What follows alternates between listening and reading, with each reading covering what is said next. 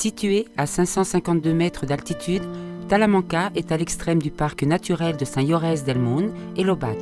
Le terme est formé par une crête centrale, au milieu de laquelle, à la célèbre Sierra du Rossignol, se trouve le village de Talamanca.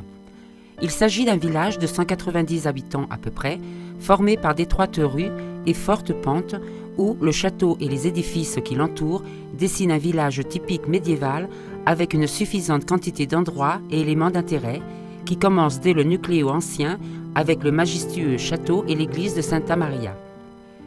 La première information documentée de Talamanca date de l'an 960, en une donation que le comte Sala, fondateur du monastère de Saint-Bennet de Bagès, fit à la commune du château de Talamanca. Celui-ci fut l'origine du village, conjointement avec l'église de Santa Maria.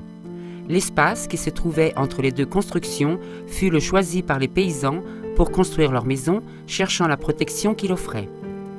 À la fin du XIIe siècle, le domaine féodal du château passa à la famille Talamanca, famille présente tout au cours du Moyen-Âge, qui marqua l'histoire de la municipalité.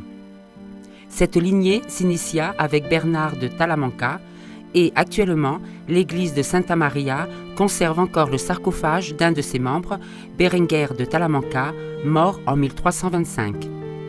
La famille Talamanca eut de nombreuses années prospères et de croissance à la municipalité, qui fut interrompue en 1348 à cause de la peste noire, qui marqua le début de la crise et la ruine autour de tout le terrain catalan. Ce fut une véritable catastrophe démographique, accompagnée de mauvaises récoltes et d'une situation climatique adverse qui se prolongea jusqu'au début du XVIe siècle. Une fois cette crise surmontée, et déjà en pleine croissance au début du XVIIIe siècle, Talamanca vécut une des périodes la plus remarquée de son histoire. Le 13 et 14 août 1714, avec la renommée bataille de Talamanca, fut la dernière victoire de l'armée catalane devant les troupes bourboniennes dans le cadre de la guerre de succession. Ce fut la raison pour laquelle, 3 ans plus tard, Philippe V fit détruire le château.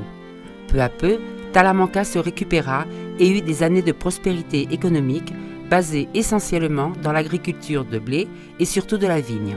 En fait, à cet instant, le Bages devint le fournisseur de vin de toute la Catalogne pyrénéenne et du bassin de l'Èbre.